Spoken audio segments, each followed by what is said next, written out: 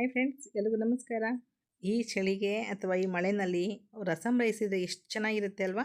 Different ಆದಂಥ ಒಂದು rasam rice ತಂದಿದ್ದೀನಿ. ನೋಡೋಣ ಯಾವ ರೀತಿ ಮಾಡೋದಂತೇಳಿ. ಫ್ರೆಂಡ್ಸ್, ನಿಮಗೆಲ್ಲ ಗೊತ್ತಿರೋ ಹಾಗೆ RSK ಫುಡ್ ಪ್ರಾಡಕ್ಟ್ ಅಂತ ಒಂದು ವೆಬ್ಸೈಟ್ ಇದೆ.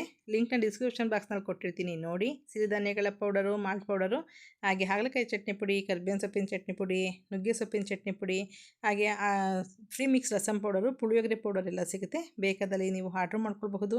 ನಿಮ್ಮ ಮನೆ ಬಾಗಿಲಿಗೆ ತಲುಪುವಂಥ ವ್ಯವಸ್ಥೆ ನಾವು ಮಾಡ್ತೀವಿ. ಈಗ ರಸಮ್ನ ಮಾಡೋದು ಯಾವ ರೀತಿ ಅಂತ ನೋಡೋಣ. ನಾನಿಲ್ಲಿ ನುಗ್ಗೆಕಾಯಿ ರಸಮ್ ಮಾಡ್ಕೊಳ್ತಾ ಇರೋದು. ಸಕ್ಕತ್ತಾಗಿರುತ್ತೆ ಟೇಸ್ಟು. ನಾನಿಲ್ಲಿ ತೊಗರಿಬೇಳೆ ತೊಗೊಂಡಿದ್ದೀನಿ 2 ಟೇಬಲ್ ಸ್ಪೂನಷ್ಟು, ಹೆಸರುಬೇಳೆ 1 ಟೇಬಲ್ ಸ್ಪೂನಷ್ಟಿದೆ.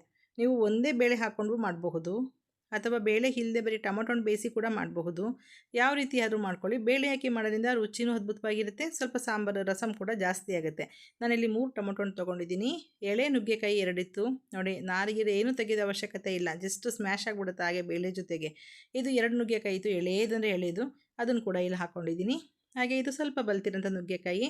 ಆ ನುಗ್ಗೆಕಾಯಿನಲ್ಲಿ ನಾರು ತೆಗಿತಾಯಿಲ್ಲ, ನಾರು ತೆಗಿಯೋ ಅವಶ್ಯಕತೆ ಇಲ್ಲ ರಸಮ್ ಮಾಡುವಾಗ. ಯಾಕೆಂದರೆ ಅದನ್ನು ತೆಗೆದು ನಾವು ಸ್ಮ್ಯಾಶ್ ಮಾಡ್ಕೊಳ್ತೀವಿ. ನಾರು ತೆಗೆದ್ರೆ ಎಲ್ಲ ಕದ್ಲೋಗುತ್ತೆ ಕುಕ್ಕರ್ನಲ್ಲಿ, ತೆಗೆಯೋದಕ್ಕಾಗಲ್ಲ. ನಾರು ಸಿಗಬಾರ್ದು ಅನ್ನೋ ಕಾರಣಕ್ಕೋಸ್ಕರ ನಾರು ಸಮೇತನೇ ಹಾಕ್ಕೊಳ್ಳಿ. ನಮಗೆ ಅದನ್ನು ಹೊರಗಡೆ ಬೆಂದ ಮೇಲೆ ಎತ್ಕೊಳ್ಳೋದಕ್ಕೆ ತುಂಬ ಈಸಿ ಆಗುತ್ತೆ. ಕುಕ್ಕರ್ ಯಾವ ಸೈಜಲ್ಲಿದೆ ನೋಡ್ಕೊಂಡು ಕಟ್ ಮಾಡ್ಕೊಳ್ಳಿ. ಕುಕ್ಕರ್ಗಿಂತ ಜಾಸ್ತಿ ಆದರೆ ಇದು ಒಳಗಡೆ ಇಡಿಸೋದಿಲ್ಲ, ಹಾಗಾಗಿ ಕುಕ್ಕರ್ ಸೈಜ್ ಕಟ್ ಮಾಡ್ಕೊಂಡಿದ್ದೀನಿ. ಸಣ್ಣ ಕುಕ್ಕರು, ಸ್ವಲ್ಪನೇ ಪ್ರಮಾಣದಲ್ಲಿ ಮಾಡ್ತಾ ಇರೋದ್ರಿಂದ ಸಣ್ಣ ಕುಕ್ಕರ್ನಲ್ಲಿ ಇಟ್ಕೊಂಡಿದ್ದೀನಿ. ನಾನಿಲ್ಲಿ ಬೇಳೆ ಮತ್ತು ಬೇಳೆ ತೋರಿಸಿದ್ನಲ್ಲ 2 ಥರ ಬೇಳೆ, ಅದನ್ನು ಕುದಿಯೋದಕ್ಕೆ ಇಟ್ಕೊಂಡಿದ್ದೀನಿ. ನಾನು ಬೇಳೆ ಆಗಲಿ ಅಕ್ಕಿ ಆಗಲಿ ಏನಾದ್ರು ಬೇಯಿಸ್ಬೇಕಾದಾಗ ಈ ರೀತಿ ಹೊರಗಡೆ ಕುಕ್ಕರ್ನಲ್ಲಿ ಬೇಯಿಸಿ ನೊರೆ ಎಲ್ಲ ತೆಗೆದು ನಂತರ ಕ್ಯಾಪ್ ಹಾಕಿ ಕೂಗಿಸ್ಕೊಳ್ತೀನಿ. 2 ನಿಮಿಷ ಎಕ್ಸ್ಟ್ರಾ ಟೈಮ್ ತೊಗೊಳುತ್ತಷ್ಟೇ. ಅದೇ ಆರೋಗ್ಯಕ್ಕೆ ತುಂಬಾ ಒಳ್ಳೆಯದು, ಗ್ಯಾಸ್ಟ್ರಿಕ್ ಸಮಸ್ಯೆ ಬರೋದಿಲ್ಲ. ಆ ಥರ ನೊರೆ ತೆಗೆದು ಉಪಯೋಗಿಸ್ಕೊಳ್ಳಿ. ನಾನಿಲ್ಲಿ ಕುದಿಯೋಂಥ ನೀರಿಗೆ ಒಂದು ಅರ್ಧ ಸ್ಪೂನಷ್ಟು ಎಣ್ಣೆ ಹಾಕ್ಕೊಂಡಿದ್ದೀನಿ. ಹಾಗೆ 3 ಟೊಮೊಟೊನು, ನುಗ್ಗೆಕಾಯಿ ಎಳೆ ಪೀಸ್ಗಳು, ಹಾಗೆ ಬಲ್ತಿರೋಂಥದ್ದು ಕಟ್ ಮಾಡಿದ್ನಲ್ಲ ಅದು ನೋಡಿ, ಹಂಗೂ 2 ಪೀಸ್ ಉದ್ದ ಆಗಿದೆ. ಅದನ್ನು ಕಟ್ ಮಾಡಿ ಮತ್ತೆ ಹಾಕ್ಕೊಳ್ತೀನಿ. ಮುರಿಯೋದಕ್ಕಾಗಲ್ಲ, ನಾರು ಜಾಸ್ತಿ ಇರುತ್ತೆ. ನಾರು ತೆಗೆಯೋದಕ್ಕೆ ಹೋಗಬೇಡಿ, ಯಾಕೆ ಅಂತ ಆಮೇಲೆ ಹೇಳ್ತೀನಿ ನಾನು. ಈ ರೀತಿ ಮಾಡಿಕೊಂಡು ಜಸ್ಟ್ 2ರಿಂದ 3 ವಿಸಲ್ ಕೂಗಿಸ್ಕೊಳ್ಳೋಣ. ಕುಕ್ಕರು ಸ್ವಲ್ಪನೇ ಪ್ರಮಾಣ ಇರೋದು, ಬೇಗ ಬೇಗ ಕೂಗ್ಬಿಡುತ್ತೆ, ಬೆಂದಿರಲ್ಲ. ಬೇಳೆ ಪೂರ್ತಿ ಸ್ಮ್ಯಾಶ್ ಆಗೋ ರೀತಿ ಬೇಯಿಸ್ಕೋಬೇಕು. ಹಾಗಾಗಿ 3 ವಿಸಲ್ ಕೂಗಿಸ್ಕೊಳ್ತೀನಿ. ಇದು ನಾನು ಮಾಡಿರೋಂಥ ರಸಮ್ ಫ್ರೀ ಮಿಕ್ಸು, ತುಂಬ ಚೆನ್ನಾಗಿದೆ. ಇದರಲ್ಲಿ ಹುಣಸೆಹಣ್ಣು, ಒಗ್ಗರಣೆ ಎಲ್ಲ ಇರೋದ್ರಿಂದ ನಾವು ಬೇರೆ ಏನು ಮಾಡೋವಂಥ ಅವಶ್ಯಕತೆ, ಒಗ್ಗರಣೆ ಕೂಡ ಅವಶ್ಯಕತೆ ಇರೋದಿಲ್ಲ, ಎಲ್ಲ ರೆಡಿ ಇರುತ್ತೆ. ಬೆಲ್ಲ, ಹುಣಸೆಹಣ್ಣು ಎಲ್ಲ ಹಾಕಿರ್ತೀವಿ. ಜಸ್ಟ್ ಈ ಪುಡಿನ ಉದುರಿಸೋದಷ್ಟೇ. ನೀವು ಟೊಮೊಟೊ ಬೇಯಿಸ್ಕೊಂಡ್ರೂ ಕುದಿಸ್ಕೊಂಡ್ರೂ ಟೊಮೊಟೊನ ನೀರಲ್ಲಿ ಈ ಪುಡಿ ಉದುರಿಸಿದ್ರೆ ರಸಮ್ ರೆಡಿ ಆಗುತ್ತೆ. ಅಷ್ಟು ಚೆನ್ನಾಗಿದೆ. ಈಗ ಕುಕ್ಕರ್ ವಿಸಲೆಲ್ಲ ಬಿಟ್ಟಿದೆ. ಈಗ ನಾವು ಕ್ಯಾಪ್ ಓಪನ್ ಮಾಡಿಬಿಟ್ಟು ಆ ಏನು ನುಗ್ಗೆಕಾಯಿ ಬೇಯಿಸ್ಕೊಂಡಿದ್ದೀವಲ್ಲ ಅದನ್ನು ಮಾತ್ರ ತೆಗೆದಿಟ್ಕೊಳ್ಳೋಣ. ಇಲ್ಲಿ 2 ಥರ ನೀವು ಪಲ್ಪ್ನ ತೆಗಿಬೋದು. ನುಗ್ಗೆಕಾಯಿನ ನಾನು ನೋಡಿ ಈ ರೀತಿ ಹಾಕೋದ್ರಿಂದ, ನಾರು ಸಮೇತ ಹಾಕೋದ್ರಿಂದ ತೆಗೆಯೋದಕ್ಕೆ ಈಸಿ ಆಗುತ್ತೆ, ಎಲ್ಲೂ ಕದ್ಲೋಗಲ್ಲ. ಈಗ ನಾವು ನುಗ್ಗೆಕಾಯಿ ಮಕ್ಕಳು ತಿನ್ನಲ್ಲ ಅಂದಾಗ ಈ ರೀತಿ ಬೇಯಿಸಿ ರಸಮ್ ಮಾಡಿಕೊಡ್ಬಹುದು. ನಮಗೆ ನುಗ್ಗೆಕಾಯಿ ತಿನ್ನಬೇಕು ಅಂತಿಲ್ಲ, ಅದರಲ್ಲಿರೋ ಖನಿಜಾಂಶಗಳು, ಪೋಷಕಾಂಶಗಳು ಮಕ್ಕಳಿಗೆ ಸೇರಿದ್ರೆ ಸಾಕು. ಹಾಗಾಗಿ ಈ ಥರ ಟಿಪ್ಸ್ನ ಫಾಲೋ ಮಾಡಿ ನೀವು ಬೇಳೆ ಸಾಂಬಾರಿಗಾಗಲಿ ಬೇರೆ ಸಾಂಬಾರಿಗಾಗಲಿ ಈ ರೀತಿ ಮಾಡಿ ನೋಡಿ, ತುಂಬಾ ಚೆನ್ನಾಗಿರುತ್ತೆ. ನಾನು ಜಸ್ಟ್ ಸ್ಮ್ಯಾಶ್ ಮಾಡಿಕೊಂಡು ನುಗ್ಗೆಕಾಯಿನ ಸ್ವಲ್ಪ ಕುಡಿಯೋಂಥ ನೀರು ಹಾಕ್ಕೊಂಡು ಚೆನ್ನಾಗಿ ಇದನ್ನು ಜಾಲಿಸ್ಕೊಂಡು ರಸ ಎಲ್ಲ ತೊಗೊಳ್ತೀನಿ. ಇದು ಈಸಿ ಪ್ರೊಸೀಜರು. ಜಸ್ಟ್ ಸ್ಮ್ಯಾಶ್ ಮಾಡಿ ನೋಡಿ, ಈ ರೀತಿ ಕೈನಲ್ಲಿ ಹಲಗಾಡಿಸಿದ್ರೆ ಪಲ್ಪ್ ಎಲ್ಲ ಈಚೆ ಬಂದುಬಿಡುತ್ತೆ.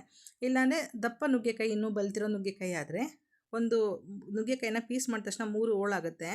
ಅದರಲ್ಲಿ ಸ್ಪೂನಿಂದ ನೀಟಾಗಿ ಪಲ್ಪ್ ತೆಗಿಯೋದು.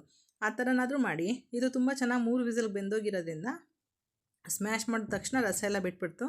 ಈ ರೀತಿ ನಾರನ್ನೆಲ್ಲ ಇಂಟ್ಕೊಂಡು ರಸ ಮಾತ್ರ ಸಪ್ರೇಟ್ ಮಾಡ್ಕೊಳ್ಳೋಣ. ಒಂದೇ ಒಂದು ಕಡ್ಡಿ ಕೂಡ ಇಲ್ಲ ಇಲ್ಲಿ ನಾರು. ಎಷ್ಟು ಚೆನ್ನಾಗಿದೆ ನೋಡಿ. ಮಕ್ಕಳಿಗೆ ನೀವು ನುಗ್ಗೆಕಾಯಿ ಅಂತ ಹೇಳೋದೇ ಬೇಡ, ಹಾಗೆ ಕೊಡಿ. ಸೂಪ್ ಥರ ಕೂಡ ಕೊಡಿ, ಕುಡಿಯೋದಕ್ಕೆ ತುಂಬಾ ಚೆನ್ನಾಗಿರುತ್ತೆ. ಮಕ್ಕಳಿಗೆ ಎಲ್ಲರೆಲ್ಲ ನುಗ್ಗೆಕಾಯಿ ತಿನ್ನೋದಿಲ್ಲ. ಈಗ ನಮ್ಮ ಮನೆ 4 ಜನ ಇದ್ದರೂ ಅದ್ರ ಒಬ್ರಿಗೆ ನುಗ್ಗೆಕಾಯಿ ಇಷ್ಟನೇ ಆಗಲ್ಲ. ಆವಾಗ ಈ ಥರ ರಸ ಮಾಡ್ಕೊಡ್ಬೋದು, ಗೊತ್ತೇ ಆಗಲ್ಲ. ಸ್ವಲ್ಪ ಉಪ್ಪು ಹಾಕ್ಕೊಳ್ತಾ ಇದ್ದೀನಿ. ರಸಮ್ ಪುಡಿ 1.5 ಟೇಬಲ್ ಸ್ಪೂನಷ್ಟು ತೊಗೊಂಡಿದ್ದೀನಿ. ಇಲ್ಲಿ ನಾನು 5 ಜನಕ್ಕಾಗಷ್ಟು ರಸಮ್ನ ಮಾಡ್ಕೊಳ್ತಾ ಇರೋದು. ನೀವು ಎಷ್ಟು ಜನಕ್ಕೆ ಬೇಕು, ಖಾರ ಎಷ್ಟು ಬೇಕು ನೋಡ್ಕೊಳ್ಳಿ.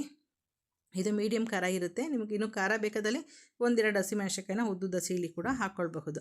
ಕೊನೆಯಲ್ಲಿ ಕೊತ್ತಂಬರಿ ಸೊಪ್ಪು ಹಾಕ್ಕೊಂಡು ಒಂದು ಕುದಿ ಕುದಿಸಿದ್ರು ಸಾಕು. ಎಲ್ಲ ಬೆಂದಿರೋ ಕಾರಣ ಜಾಸ್ತಿ ಕುದಿಸೋ ಅವಶ್ಯಕತೆಯೇ ಇಲ್ಲ. ಒಂದೇ ಒಂದು ಉಪ್ಪಿನಕಾಯಿ, ಒಂದು ಸ್ವಲ್ಪ ತುಪ್ಪ ಇದ್ದರೆ ಆಹಾ ಎಷ್ಟು ಚೆನ್ನಾಗಿರುತ್ತೆ ಗೊತ್ತಾ. ಸಖತ್ತಾಗಿದೆ ರಸಮ್ ಅಂತೂ. ಹೀಗೆ ಗ್ಲಾಸ್ಗೆ ಹಾಕ್ಕೊಂಡು ಕುಡಿಯೋಕ್ಕೂ ಅಷ್ಟೇ ಸಖತ್ತಾಗಿರುತ್ತೆ. ನಾನು ಇದನ್ನು ತಟ್ಟೆಗೆ ಹಾಕ್ಕೊಂಡು ಬಿಸಿ ಬಿಸಿ ಇತ್ತು ಅಂತೇಳಿ ಒಂದು ತಟ್ಟೆಗೆ ಹಾಕ್ಕೊಂಡು ಕುಡಿತಾ ಇದ್ದೀನಿ. ಕುಡಿದ್ರಂತೂ ಏನು ಚೆನ್ನಾಗಿದೆ ಗೊತ್ತಾ ಟೇಸ್ಟು. ಉಪ್ಪು, ಹುಳಿ, ಖಾರ, ಸಿಹಿ ಎಲ್ಲ ಇದ್ರೆ ಸಖತ್ತಾಗಿರುತ್ತೆ. ಅದು ನುಗ್ಗೆಕಾಯಿ ಫ್ಲೇವರ್ ಅಂತೂ ಇನ್ನೂ ಚೆನ್ನಾಗಿರುತ್ತೆ. ಬಿಸಿ ಬಿಸಿ ರಸಮ್ ಕುಡಿಯೋಣ ಅಂತೇಳಿ ತಟ್ಟೆಗೆ ಹಾಕ್ಕೊಂಡಿದ್ದೀನಿ. ನಾನು ಕುಡಿಯೋದಕ್ಕೆ ತುಂಬ ಇಷ್ಟ, ಸೂಪ್ ಥರನೇ ಕುಡಿಯೋದಕ್ಕೆ ಇಷ್ಟ ನನಗೆ. ಈ ರಸಮ್ನ ಇಡ್ಲಿ ಜೊತೆಗೆ ಮಾಡ್ತೀವಿ ಜಾಸ್ತಿ ನಾವು. ತುಂಬ ಚೆನ್ನಾಗಿರುತ್ತೆ ಇಡ್ಲಿ ಜೊತೆ ಅಂತೂ, ಎಷ್ಟು ಚೆನ್ನಾಗಿ ಬ್ಲೆಂಡ್ ಆಗುತ್ತೆ ಗೊತ್ತಾ, ಸಖತ್ತಾಗುತ್ತೆ. ಒಂದ್ಸಲ ನೀವು ಕೂಡ ಟ್ರೈ ಮಾಡಿ. ಈ ವಿಡಿಯೋ ನೋಡಿದ್ದಕ್ಕೆ ಎಲ್ರಿಗೂ ಧನ್ಯವಾದಗಳು. Okay bye, thank you.